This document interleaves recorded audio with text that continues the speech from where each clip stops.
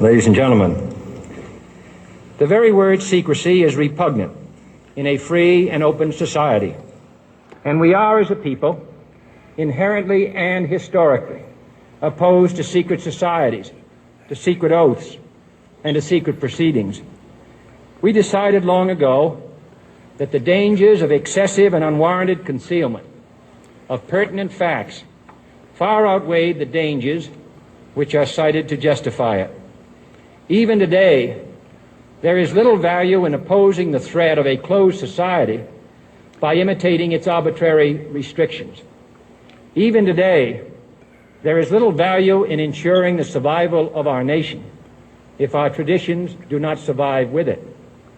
And there is very grave danger that an announced need for increased security will be seized upon by those anxious to expand its meaning to the very limits of official censorship and concealment.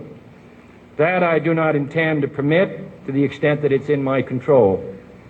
And no official of my administration, whether his rank is high or low, civilian or military, should interpret my words here tonight as an excuse to censor the news, to stifle dissent, to cover up our mistakes, or to withhold from the press and the public the facts they deserve to know.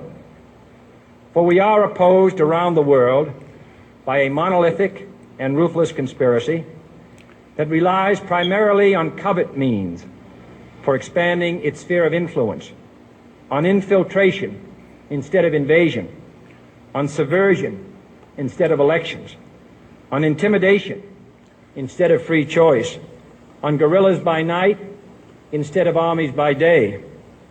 It is a system which has conscripted vast human and material resources into the building of a tightly knit, highly efficient machine that combines military, diplomatic, intelligence, economic, scientific, and political operations. Its preparations are concealed, not published. Its mistakes are buried, not headlined.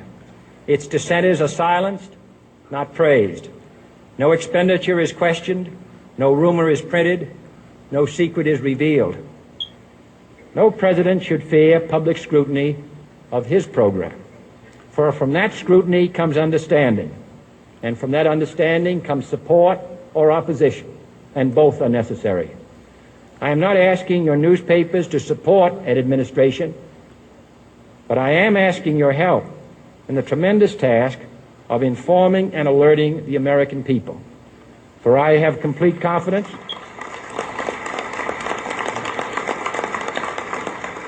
in the response and dedication of our citizens whenever they are fully informed. I not only could not stifle controversy among your readers, I welcome it. This administration intends to be candid about its errors.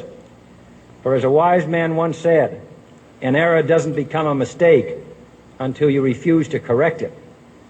We intend to accept full responsibility for our errors, and we expect you to point them out when we miss them. Without debate, without criticism, no administration and no country can succeed, and no republic can survive. That is why the Athenian lawmaker Solon decreed it a crime for any citizen to shrink from controversy.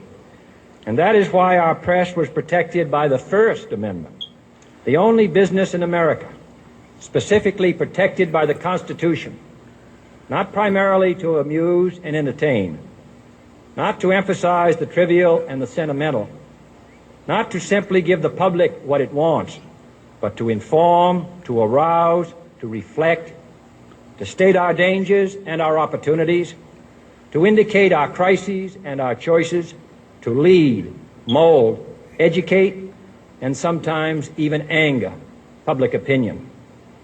This means greater coverage and analysis of international news, for it is no longer far away and foreign, but close at hand and local.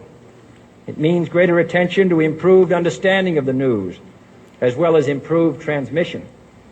And it means, finally, that government at all levels must meet its obligation to provide you with the fullest possible information outside the narrowest limits of national security.